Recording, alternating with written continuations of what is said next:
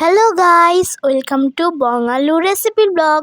দেখতে পাচ্ছেন আজ বাঁধাকপি, পেঁয়াজ আর কাঁচা লঙ্কা কাটা হয়েছে। এর মধ্যে ডিম ফাটিয়ে দেওয়া হবে। তারপরে বাদবাকিটা আপনাদের দেখাচ্ছি।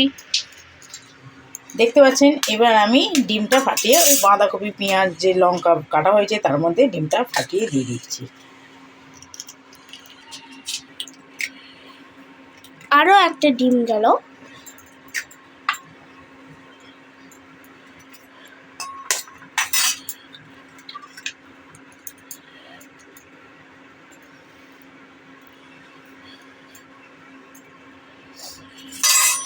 সাবধানে করবেন, এরকম অনেকেরই হয়। আর খোসা যদি কখনো দেখতে পাচ্ছেন পড়ে গেছে, তো আপনি জল হাতে আঙুলে জল লাগিয়ে আপনি এরকম করে তুলতে পারেন, খোসা অটোমেটিক উঠে আসবে। এবার দেখুন এটাকে মাখানো হচ্ছে। এরকম স্পুন দিয়ে আপনারাও করবেন যদি ওইটা গোলানো না থাকে। যেরকম অমলেট হয় এটাও সেরকমই হবে। তারপরে পিস পিস করে কেটে ঝাল করব। দেখতে পাচ্ছেন এরপরে দেখাবো যখন আগুনে গ্যাসের ওপর চড়াবো। হ্যালো গাইস, এটার আগে দেখার জন্য প্লিজ আমাদের এই বঙ্গালুটাকে সাবস্ক্রাইব করে দেবেন, লাইক করে দেবেন, শেয়ারও করবেন, যাতে আমাদের ভিডিও আপনারা প্রতিদিন দেখতে পাবেন। তো তাড়াতাড়ি যান।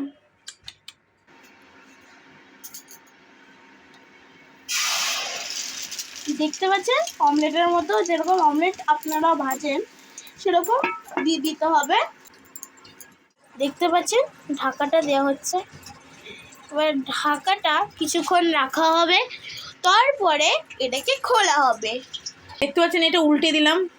এবার এটা উল্টো পাল্টে ভালোভাবে না ভাজলে হবে না, যেহেতু বাঁধাকপি আছে। ডিম হলে অনেকক্ষণ আগে হয়ে যেত, বাঁধাকপিটা দেওয়া আছে সেটা তো একটু মোটা পুট হয়েছে। তারপরে এটা হয়ে গেলে পিস পিস করে কাটা হবে। দেখতে পাচ্ছেন এটা বাঁধাকপির হয়ে গেছে, বাঁধাকপির অমলেট। ডিম দিয়ে বাঁধাকপি দিয়ে অমলেট তৈরি হয়েছে। এটা নতুন একটা রেসিপি। তো এবার পিস পিস কাটি, তারপরে দেখছেন এই যে পিস পিস কাটা হয়ে গেছে।